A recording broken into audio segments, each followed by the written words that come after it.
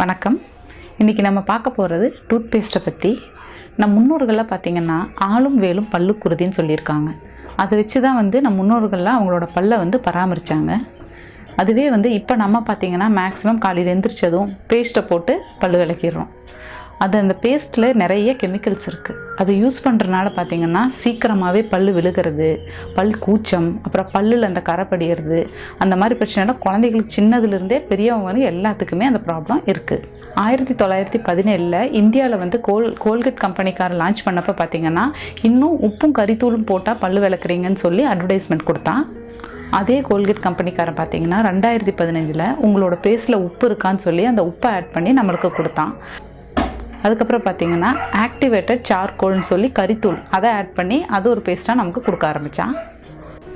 இந்த உப்பையும் கரித்தூளையும் தான் பார்த்திங்கன்னா நம்ம பாரம்பரியமாக யூஸ் பண்ணிகிட்டு இருந்தோம். அதையே இவன் மாற்றி இந்த உப்பு கரித்தூளும் இதை ஆட் பண்ணி நமக்கே திருப்பி அதையே விற்கிறான். அதே அந்த கோல்கேட் பேஸ்ட்டில் இவங்க என்னென்ன கெமிக்கல்ஸ் ஆட் பண்ணுறாங்கன்னு பார்த்தீங்கன்னா sodium lauryl sulphate, sodium saccharin, hydrated silica, sodium hydroxide, அப்புறம் ஜிங்கு, சல்ஃபேட்டு, சோடியம், அப்புறம் பார்த்தீங்கன்னா சோடியம் ஃப்ளோரைடு, நுரையை உருவாக்குறதுக்காக பார்த்தீங்கன்னா டிட்டர்ஜென்ட் ஆட் பண்ணுறாங்க. அதுக்கப்புறம் கெடாமல் இருக்கிறதுக்காக ப்ரிசர்வேட்டிவ்ஸ் ஆட் பண்ணுறாங்க. அப்புறம் நல்லா கலர்ஃபுல்லாக அட்ராக்டாக இருக்கணுங்கிறதுக்காக நிறையா கலர்ஸ் ஆட் பண்ணுறாங்க. அப்புறம் டேஸ்ட்டும் ஸ்மெல்லும் கொடுக்கணுங்கிறதுக்காக நிறையா ஃப்ளேவர்ஸ் ஆட் பண்ணுறாங்க. 1997 பார்த்தீங்கன்னா அமெரிக்காவை சார்ந்த FDA ஒரு அறிக்கை விட்டாங்க. என்னென்னு பார்த்தீங்கன்னா அந்த பேஸ்ட்டில் இருக்கிற அந்த ஃப்ளோரைட் அது அளவோடு இருந்ததுன்னா பல்லு விளக்கும் போது நல்லது. அதுவே அளவுக்கு மிஞ்சி இருந்ததுன்னா அது பல்லுக்கும் கெடுதல் தான். அதுவே குழந்தைங்க உள்ளே உட்கொண்டாங்கன்னா அது விஷமாக தான் இருக்கும். அது உடனே அவங்க டாக்டர்களை அணுகணும்னு சொல்லி ஒரு அறிக்கையை விட்டாங்க. அதனால் பார்த்திங்கன்னா குழந்தைங்க பல்லு விளக்கும் போது மேக்ஸிமம் இந்த பேஸ்ட் இதெல்லாம் நம்ம முழுங்காமல் பார்த்துக்கிறது ரொம்ப நல்லது. குழந்தைகளை அட்ராக்ட் பண்ணணுங்கிறதுக்காகவே டேஸ்ட்டு, ஸ்மெல்லு எல்லாமே அதில் அதிகமாக ஆட் பண்ணியிருப்பாங்க. ஸோ குழந்தைங்க அதை சாப்பிடணுங்கிற ஒரு ஆசை அவங்களுக்கே உண்டாகும். அதனால் பார்த்திங்கன்னா அவங்களுக்கு நம்ம சொல்லி புரிய வைக்கணும். இது விஷம், இதை நம்ம முழுங்கக்கூடாதுன்னு சொல்லணும். இவ்வளோ கஷ்டப்பட்டு அதை முழுங்கக்கூடாது அதுன்னு சொல்கிறதுக்கு பதிலாக நம்மளே பாரம்பரிய முறைப்படி வீட்லேயே பல்பொடி தயாரிக்கலாம். இது பார்த்திங்கன்னா நம்ம ஆரஞ்சு தோல் வச்சு நான் செய்ய போகிறேன். அந்த ஆரஞ்சோட மனமே அது நல்லாயிருக்கும், குழந்தைகளுக்கும் ரொம்ப பிடிக்கும். இப்போ நம்ம அதை எப்படி செய்யலான்னு பார்க்கலாம் வாங்க. பாருங்கள், இப்போ ஆரஞ்சு தோல் நான் காய வச்சு வச்சுருக்கேன். இதுக்கு நம்ம தனியாக எடுக்க வேண்டாம். நம்ம பழம் சாப்பிடும்போது அந்த தோல் எடுத்து அப்படியே நீங்கள் வெயிலில் வச்சிங்கனாலே போதும். நல்லா காஞ்சிருக்கு. அப்புறம் பார்த்திங்கன்னா சுக்கு, ஓமம் கொஞ்சம், கிராம்பு, அப்புறம் புதினா காய வச்சு வச்சுருக்கேன். நீங்கள் புதினாவே வைக்கணும்னு இல்லை. இப்போ சட்னி கரைக்கிறதுக்கு புதினா வாங்கினீங்கன்னா அந்த குச்சி கூட இருக்கும் இல்லையா, அதை காய வச்சு போட்டால் கூட போதும். அப்புறம் நம்ம கொஞ்சம் உப்பு சேர்த்துக்கலாம். இப்போ எப்படி செய்யலான்னு பார்க்கலாம்.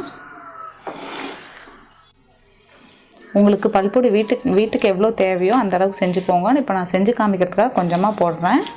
பாருங்கள், ஒரு கைப்பிடி அளவு நான் ஆரஞ்சு தோல் எடுத்திருக்கேன். அப்புறம் இதுக்கு சுக்கு, ஓமம் 1 ஸ்பூன் தான், கிராம்பு, புதினா காய வச்சது, கொஞ்சம் உப்பு. நான் கல்லுப்பை பொடி பண்ணி வச்சுருக்கேன். இது எல்லாத்தையும் நம்ம நல்லா நைஸாக அரைச்சி எடுத்துக்கலாம். பாருங்கள், இப்போ நம்ம அரைச்சி எடுத்துகிட்டு வந்தாச்சு. நல்லா நைஸ் ஆகிடுச்சு, நல்ல மணமாக இருக்குது. இந்த மாதிரி இதை குழந்தைங்க சாப்பிட்டாலும் ஒன்றும் ஆகாது, நல்ல டேஸ்ட்டாகவும் இருக்குது. இது அவங்க பல்லுக்கு நல்ல பலமாகவும் இருக்கும், பல்லு நல்ல உறுதியாக இருக்கும். இதை நம்ம வேறு பாட்டிலில் போட்டு வச்சுக்கலாம். காசு கொடுத்து வாங்குறதுக்கு எதுவுமே இல்லைங்க. வாங்குகிற அந்த ஆரஞ்சு தோல், புதினா கூட அந்த குச்சியை வச்சா போதும். சுக்கு பார்த்திங்கன்னா ஒரு 5 ரூபா அளவு தான் நமக்கு செலவே. இது வீட்டில் எல்லாருமே இதையே யூஸ் பண்ணிக்கலாம். கண்ட பேஸ்ட்டை வாங்கி நம்ம தேய்க்கிறதுக்கு பதிலாக.